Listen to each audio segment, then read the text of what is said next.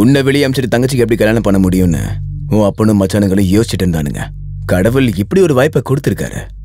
உனக்கு சப்போர்ட் பண்ற அந்த இன்ஸ்பெக்டர் விஜயன் அப்புறம் அவன் குரூப்பையும் விசாரணைங்கிற பேர்ல அவனை வெளியூருக்கு அமிச்சாச்சு. இதுக்கப்புறம் உன்னை இங்க அடிச்சாலும் கொன்னாலும் கேட்கறதுக்கு யாரும் இல்ல. ஆனா என்ன பண்ண முடியும்? நீ என் மச்சான் ஆக போற. ஒரே ஒரு மச்சான். ஒரு குற்றவாளியை 24 மணி நேரத்துல கோர்ட்ல ஆஜர் பண்ணுங்கிறது சட்டம். ஆனா ஓ விஷயத்துல நான் சொல்றதுதான் சட்டம். என் கல்யாணம் நடக்கிற வரைக்கும் நீ இந்த செல்லுக்குள்ளதான் இருக்க போற. இப்படியே என் கல்யாண பத்திரிகையை படிச்சுக்கிட்டே சரி, கல்யாணத்துக்கு அப்புறம் வீட்டுல சந்திப்போம். வரண்டா என் மச்சான்.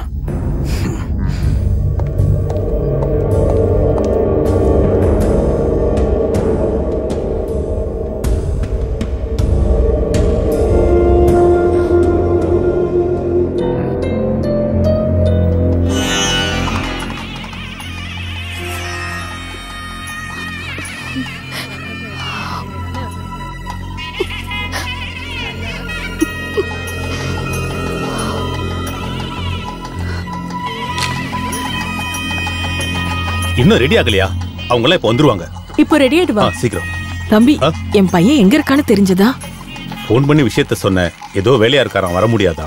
அது சரி, சொந்த தங்கச்சியோட கல்யாணத்தை விட வேலைதான் முக்கியமா? வரட்டும், அவனை நான் பாத்துக்கிறேன். பப்ளிக் வந்துட்டே இருக்காங்க. மண்டபம் ஃபுல்லா ஆயிடுச்சு. அதெல்லாம் நான் பாத்துக்கிறேன். வேற எதுவும் பிரச்சனை இல்லையா? இல்ல. என்னப்பா எல்லாம் ரெடி தானே? பிரச்சனை ஒண்ணும் இல்லையே. டென்ஷன் ஆகாதீங்க. ஒரு 2-3 விஐபி சீட்டை கிளியர் பண்ணி நான் மத்திய மந்திரி ஏர்போர்ட்டுக்கு வந்துட்டாராம். நான் பாத்துக்கிறேன்.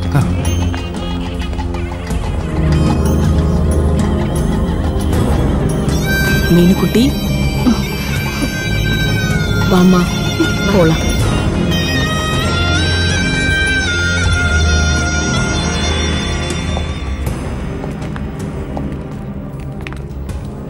ஏழு நாள் கேம்பஸ்ல இருக்கணும்னு ஜட்ஜ்மெண்ட்ல கேட்டல்ல.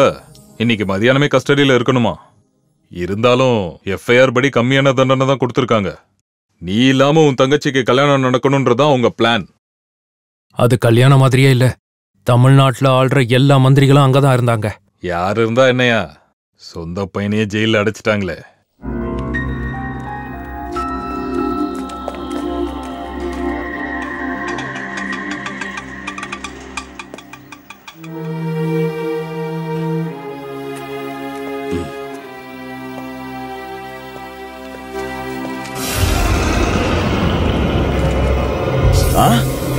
வாங்க வாங்க மச்சான்.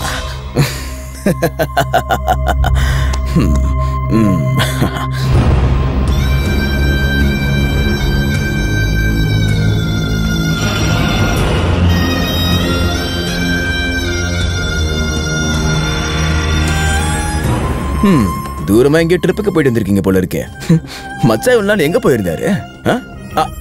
நீ வேடிக்கை பார்க்காம சூடா போய் மச்சானுக்கு டீ போட்டு கொண்டு வா. ஓ, இப்ப எதுக்கு நீங்க வந்த? உன்னை நான் பார்க்க விரும்பல. வீட்டுல நல்ல காரியம் நடக்கும்போது ஊரை திருத்த நீ போயிட்டியா? உங்க அப்பா மந்திரி விட உனக்கு என்ன வேலை ஜாஸ்தியா? நான் இல்லைன்னா என்னம்மா, அதான் நடக்க வேண்டிய விஷயத்த நல்லா நடத்த இங்க நிறைய பேர் இருக்காங்களே. வந்துட்டாரா புரட்சியாளர்? புரட்சியாளர் சின்ன வயசுல அப்பா தான் எனக்கு ரோல் மாடலா இருந்தாரு. இவரை ஒரு அரசியல் குருவை பார்த்துதான் நானே அரசியல்ல வந்தேன். ஆனா இவரை பத்தி தெரிஞ்ச உடனே தப்பா மறைக்க மறுபடியும் தப்பு பண்ணிட்டு இருக்கீங்களப்பா. உங்க பொண்ணு பத்தி கொஞ்சம் யோசிச்சு பார்க்கல. மனசு ரொம்ப வலிக்குதுப்பா, ரொம்ப கஷ்டமா இருக்கு.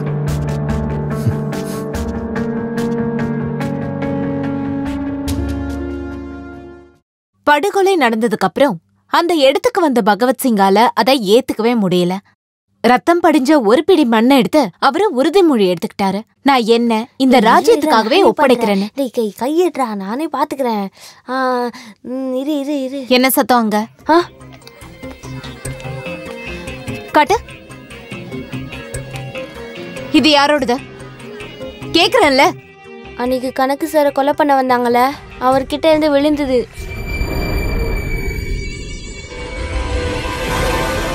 சார், இதான் அந்த போன். பிரசாத் கொலை செய்யப்படும் போது குற்றவாளி இதை விட்டுட்டான். சார், பிரசாத் கொலை செய்யப்படுறதுக்கு முன்னாடி இந்த போன்ல இருந்து லாஸ்ட் அவுட் கோயிங் கால் மந்திரி பாலகங்காதரனுக்கு போயிருக்கு. ரிமாண்ட்ல இருக்கிற கைதியை நாங்க விசாரிக்கும் போது அப்ரூவரா மாறி மந்திரியை பத்தி அவனே சாட்சி சொல்லிட்டா சார். அது மட்டும் இல்ல சார்,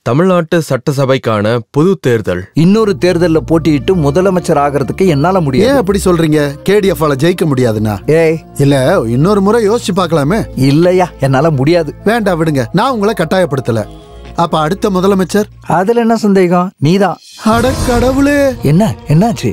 ஒண்ணு இல்ல. இதுக்கப்புறம் முதலமைச்சர் சீட்டுக்கு தகுதியான ஆளு நீ மட்டும்தான். முதலமைச்சர் தொம்மன் சாக்கோ. நான் இத கனவுல கூட நினைச்சு பார்க்கல. சும்மாரியா? நான் ராஜினாமா பண்ணதுக்கு அப்புறம் முதலமைச்சர் ஆவறதுக்கு நீ ஆசைப்படவே இல்லையா? நானா? என்ன இது இப்படி பேசுறீங்க? Excuse me sir. வாங்க வாங்க வாங்க. என்ன சார், ஏதோ அவசரமா பார்க்கணும்னு சொன்னீங்க? சந்தோஷமான ஒரு விஷயத்த சொல்றதுக்காக தான் கூப்பிட்டேன். சொல்லட்டுமா? உன்னை திருவான்மியூர் ஏரியால MLA ஆக்கிறதுக்கு எல்லாரும் ஆசைப்படுறாங்க. அப்பா டேய், உங்க அப்பா மேனோன் மேல பல கேஸுகள் பெண்டிங் இருக்கிறதுனால அவர் நின்னா தோத்து போயிடுவாருங்கிறதுல சந்தேகமே வேண்டாம். நம்ம கட்சிக்கு முன்னணி கிடைக்காதுங்கிற காரணத்தினால நாம எந்த வகையிலும் ஒரு சீட்டை கூட விட்டுறக்கூடாது. நீ எதுக்கும் கவலைப்படாத, நீ கண்டிப்பா ஜெயிப்ப. வேலையை ஆரம்பி. ஒரு MLA ஆகணும்னு இது வரைக்கும் நான் ஆசைப்பட்டதே இல்லை. இருந்தாலும் கட்சி சொல்றதால அதை நான் முழு மனசோட ஏத்துக்கிறேன். All the best. Thank you sir. ஜெயிச்சு MLA ஆயிட்டேன்னா நான் முதலமைச்சர் ஆகிறதுக்கு நீ கூட நிக்கணும். நான் முதல்ல ஜெயிப்போம்.